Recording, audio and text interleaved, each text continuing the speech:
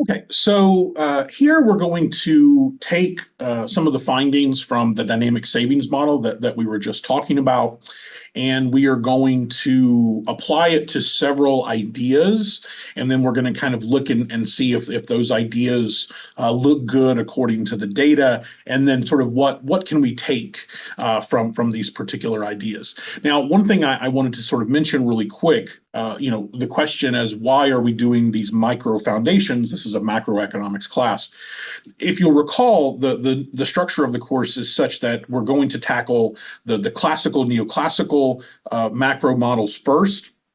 And in order to do that, we need to understand neoclassical microeconomics, because the so-called neoclassical sort of macro models were all foundationally tuned to the micro foundations, the neoclassical micro theory.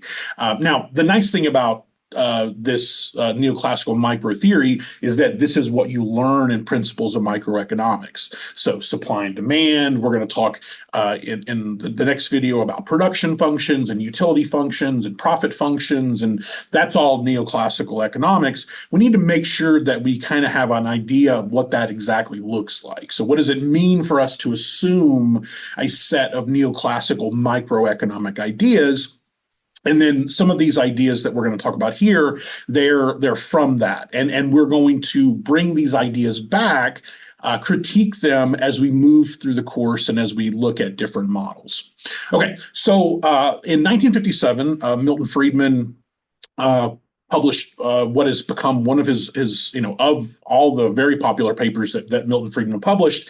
His 1957 paper on the permanent income hypothesis has, in a sense, stood the test of time, so to speak.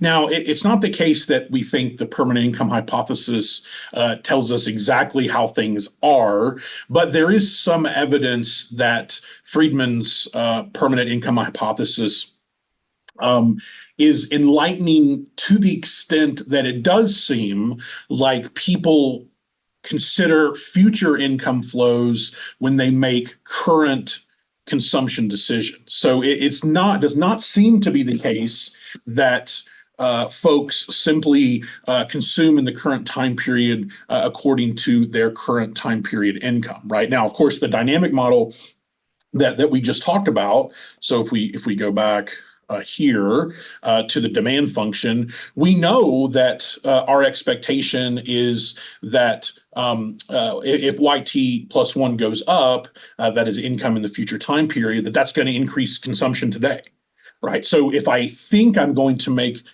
more money in the future, I'm likely going to increase my consumption today. So this was Friedman's permanent income hypothesis. Basically, the argument here is that your permanent income is essentially the present value of all lifetime income. So basically, when you make consumption decisions, you are considering what you think you're going to make over your lifetime, and then you're doing a sort of discounting back to the present for this.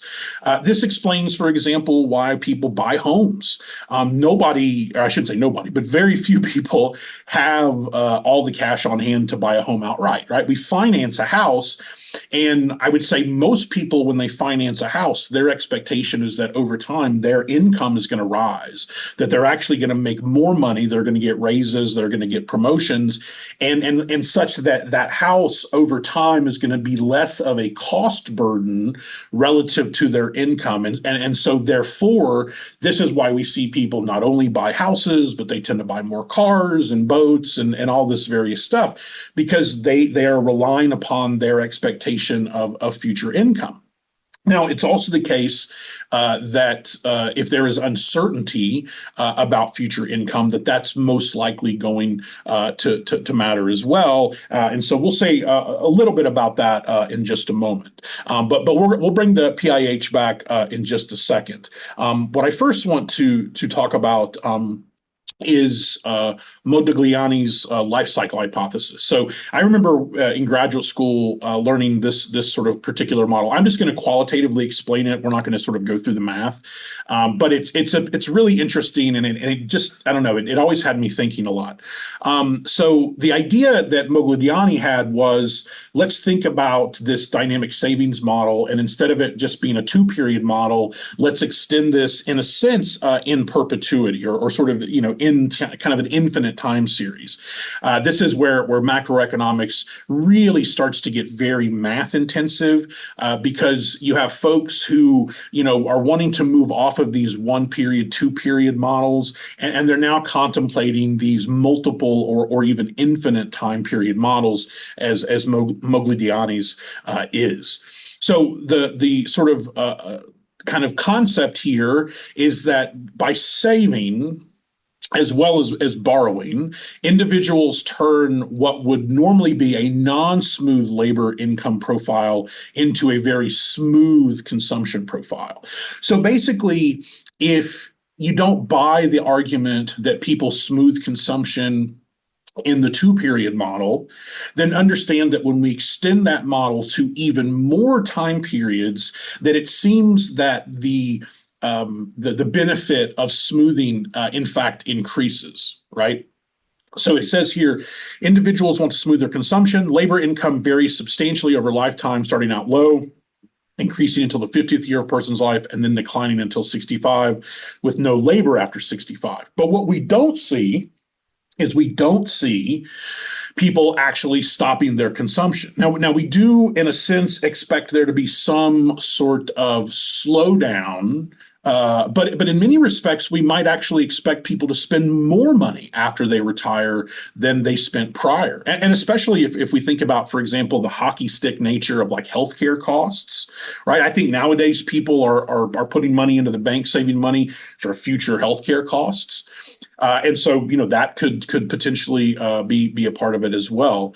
So the main hypothesis of Modigliani's idea is that because current consumption depends upon total lifetime income, saving should therefore follow what was referred to as a pronounced life cycle pattern, with borrowing when you're young, and so that you, with significant savings during your high earning years, and then the savings in your retirement years. So when you're young and you're going to school, you're building up debt. Then when you start to make good money after you graduate school, you start to pay down the debt, you start earning increasingly higher incomes, and then in the retirement years, you're going to spend all of that savings that you generated over your particular lifetime. But this produces somewhat of an empirical puzzle. Older households do not desave to the extent predicted by theory. In other words, we still see older households holding on to money. This is sort of one of the peculiar aspects of generational wealth, because the permanent income hypothesis would essentially imply that by the end of your lifetime, you're going to spend all of your money. You're not going to have any savings. And in fact, typically, as we did in the case of the dynamic savings model, we assumed that ST+1, that savings in the future time period, was zero. And because that makes sense to us, but we don't actually see that. So when you look at the data, it seems like older people actually are still saving money, and at times saving quite a bit. This is interesting because it flows into the conversations about things like Social Security. It flows into things like 401ks, and the extent to which maybe an issue like income inequality continues to be an issue even after people retire, and kind of what does that mean for quality of life sort of post-retirement. And then, of course, what does that mean for the macroeconomy sort of past retirement? And that's something that the U.S. economy is going to have to grapple with a lot because of the baby boomers, which are just increasingly retiring right now. One of the things that is also interesting is that nowadays that you sort of expect there to be less uncertainty in terms of length of life and health. In other words, you're going to the doctor more often. People have access to the doctor a little bit more than they used to. The medical technology is a lot better. And so maybe people just tend to know more about their health and that sort of type of situation. But if they don't, if there's still uncertainty, then that helps to explain to an extent why we don't see older generations stop saving in any sort of realistic way, which I think is very interesting. Okay, now let's come back to that permanent income hypothesis. Let's imagine for a moment that my future income is uncertain. And so we can think of there being essentially two different types of income. There is a permanent type of income and then a transitory. The transitory income is subject to random fluctuations. And the permanent part is sort of, in a sense, you can think it's like fixed income. Transitory is variable income, I think is kind of the best way to sort of think about it.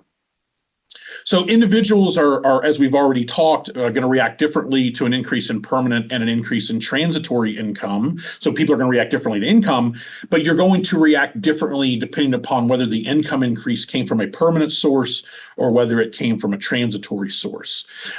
So if it is a permanent increase in income or even a permanent increase in expected future income, we expect there to be almost a nearly one-for-one increase in consumption as a result, because you know that income is going to be coming in. You're not uncertain about it, and so you feel very comfortable spending that particular money. Transitory income, however, is much more uncertain, and so as a result, people try to smooth their spending through these transitory shocks, right? Because what's going to happen is that I'm going to have a lean year. And if I have a lean year and I didn't save in the previous years, if I just spent all my money, then in that lean year, I'm going to have to really drop my consumption, right? My quality of life is really going to, in a sense, go into the basement. And so as a result, these transitory shocks trigger savings due to the uncertainty. All right. Now, the data for this is very strong, right? So if you look back over here to this graph to the left, one of the things I want you to sort of I want to point out to you. So this is personal income, personal consumption expenditure, and then the federal funds rate. We'll talk more about the federal funds rate later, but suffice it to say, this is the interest rate target set by the Federal Reserve. So you'll notice that in the sort of 1980s through the 2000s that both interest rates as well as personal consumption is declining.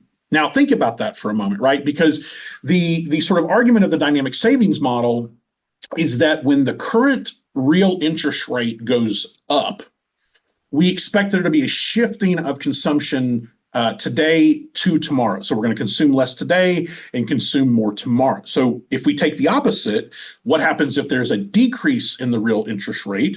Then our expectation is that we're going to consume more today, in part because borrowing is going to be cheaper, right? We expect to consume more because we can now borrow at a lower interest rate than we were previously.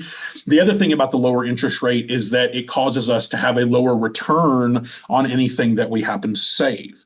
And so the sort of economics says, okay, if interest rates go down, we're going to consume more today and less sort of into the future. And if you look at sort of the growth in personal expenditures relative to the sort of federal funds rate, you'll see that they sort of tend to move in a very, very similar, sort of direction. When interest rates are more volatile, personal consumption is more volatile. And so on and so forth. And you'll notice that when the interest rate is sort of further away from the personal consumption expenditures, it usually happens after a recession. So if you look at, for example, 2000, interest rates are really low. Personal consumption expenditures, sort of quite high. In 2010, personal consumption expenditure, again, is quite high compared to interest rates. So you can sort of see that, in a sense, people's sort of consumption decisions are kind of catching up with interest rate policy in a sense. And so that interest rate policy being, in this case, expansionary. So anytime the Fed targets a lower interest rate, this is expansionary. The expectation is that expenditures are going to go up. People are going to spend more money. One of the big concerns that we have is that policy is growing less impactful over time because people seem to be reacting less to it on the consumption side.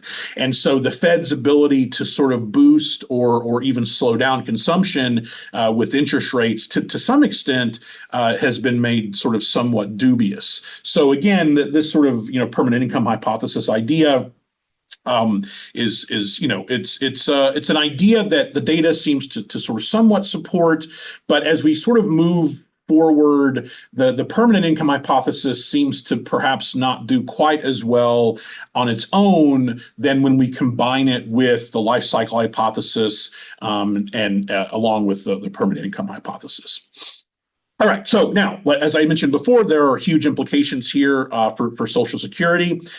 So the idea behind Social Security, of course, is that we are going to, in a sense, force people to save money today, to forego consumption today. We're going to stick that money into a Social Security trust fund.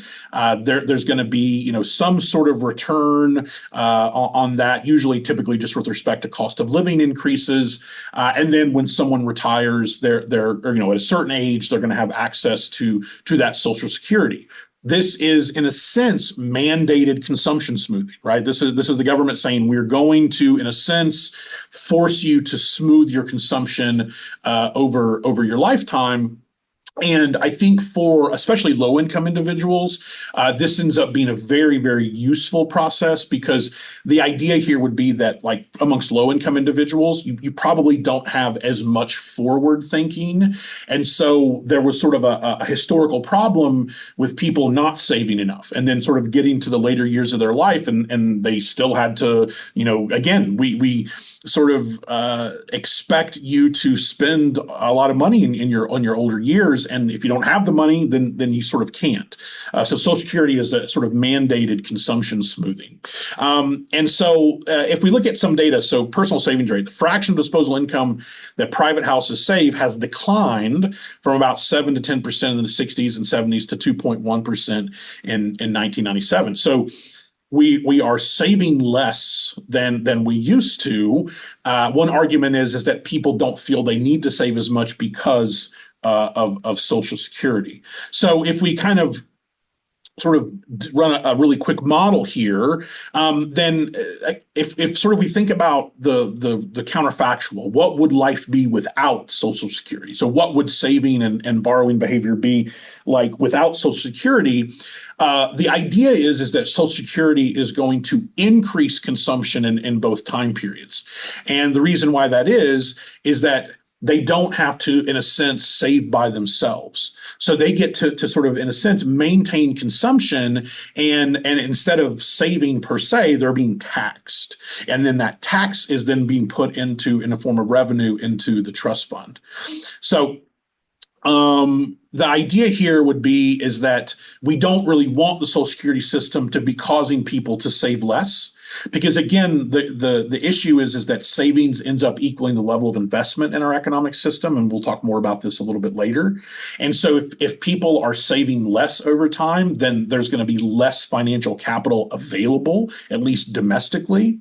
And so the amount of investment over time might also be declining as well. And so one of the ways that we can sort of deal with this potentially is to reform the Social Security system. One of the big problems with Social Security is that the sort of pay it forward model is very difficult politically. People don't see the benefits of their Social Security until they are already retired. And then very often, sort of by the time they are retired, any sort of policies that could have made the system better, it's sort of in a sense too late.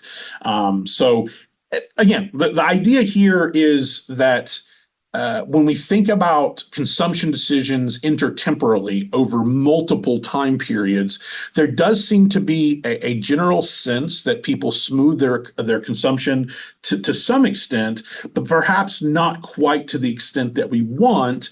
One potential explanation as to why there's less consumption smoothing than we would expect is programs potentially like Social Security, and also, some might argue just generally sort of informational type issues. People not necessarily realizing the full economic benefit of saving could also be a part of it. So some of this could be about kind of acumen as it relates to the economic system. So the dilemma for Social Security is that currently the young are effectively double taxed. You pay the tax, and then you have to pay the tax when you take the money out. If we don't pay Social Security, then we are reneging on the promise we made to the people by taxing them. That's obviously hugely political. But then the sort of really big concern is that when you look structurally at the U.S., Social Security is one of the big debt concerns. It's the thing about Social Security, and we'll talk more about Social Security later on in the term, is that we actually sort of know how to fix it, but just politically, it's very difficult because people just, changing Social Security is very scary to people.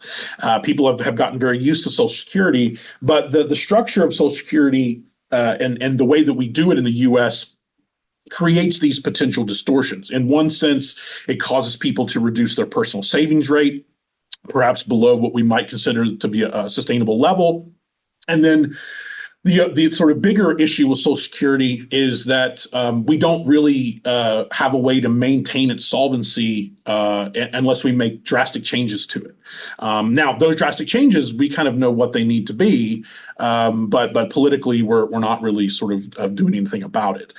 From a debt perspective, Medicare in the U.S. is a much bigger problem than Social Security. So if we were going to sort of, what do we need to fix first in terms of debt? It would be probably the Medicare situation. We've got to figure out a way to rein in Medicare spending because it's a completely unfunded government category. Social Security technically is a fully funded category, so it shouldn't increase debt. Social Security shouldn't.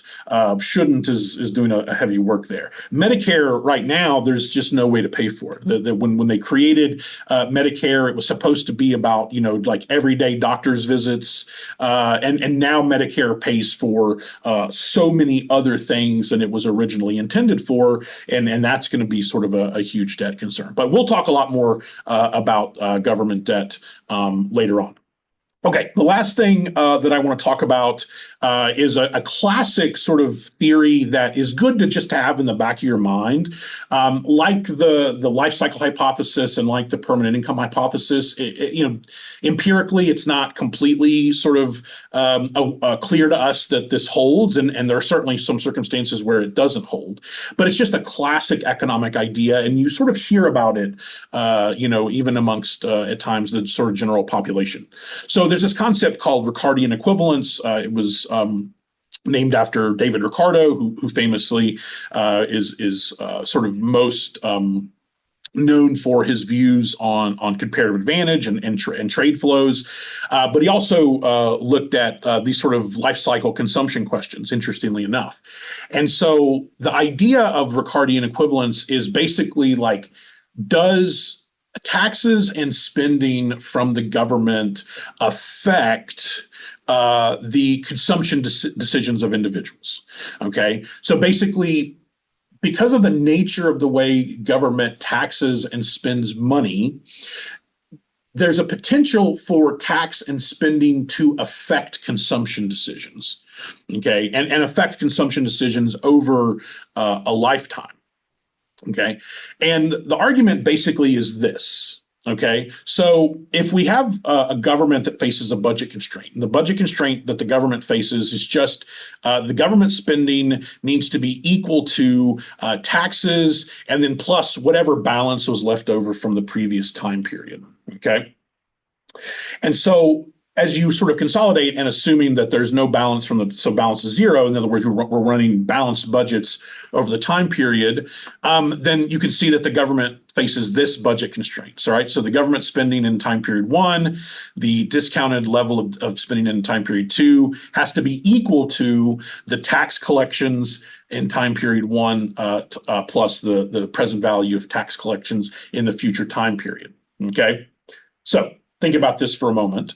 Now, in this particular model, we fix R, so R doesn't change. That's a weakness of the Ricardian equivalence model, because obviously if interest rate changes, that might change the sort of underlying analysis.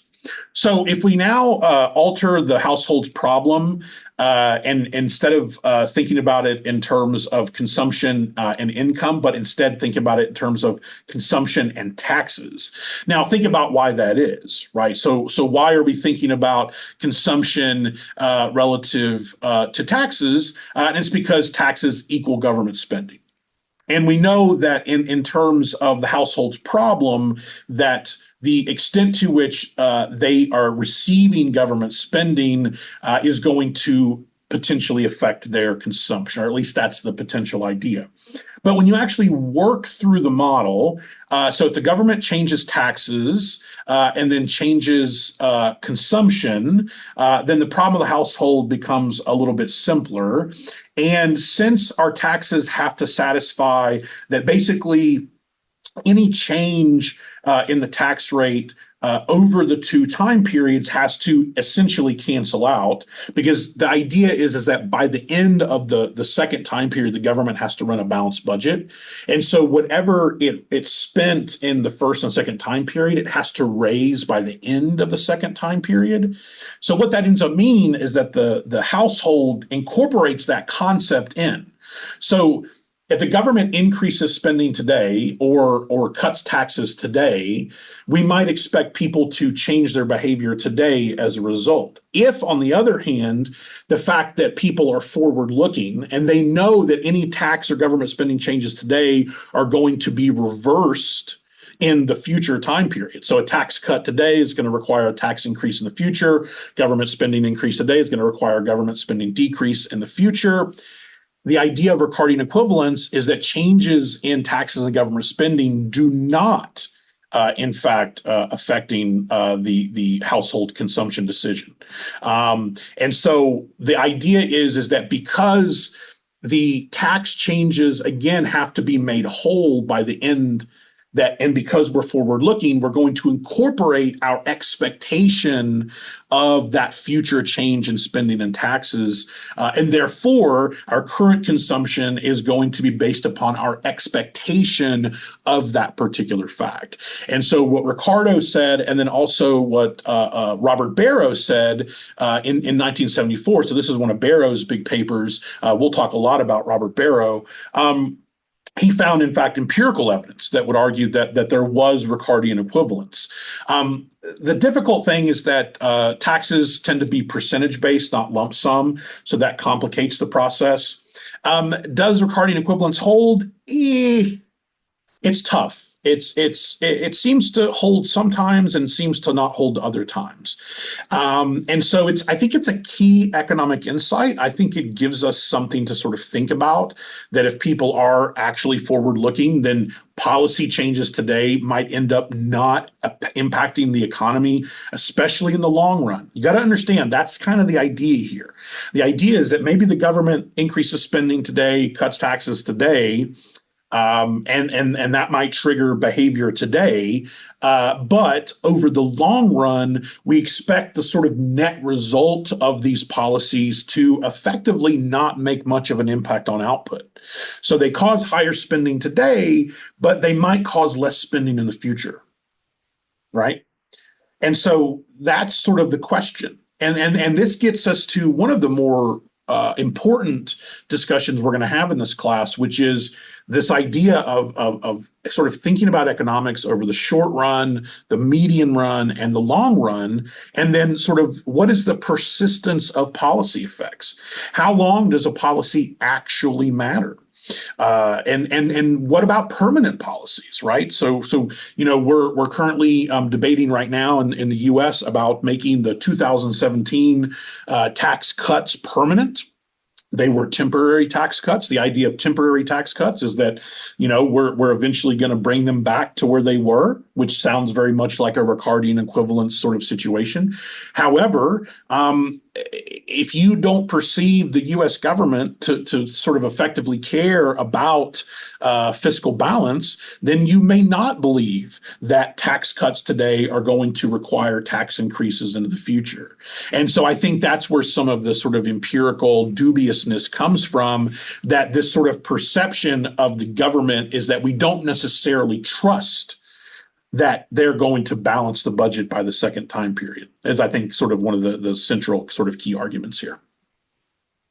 Okay, so that actually wraps up our sort of short section on micro foundations. The big idea of this is I wanted to get that dynamic savings model to you to get you thinking about the impact of changes in interest rates on consumption decisions across multiple time periods. And then in this video was to kind of put a few ideas and hypotheses kind of into your brain to get you thinking about the sort of way in which policy, human psychology, and then economic realities produce, the outcomes that we actually see.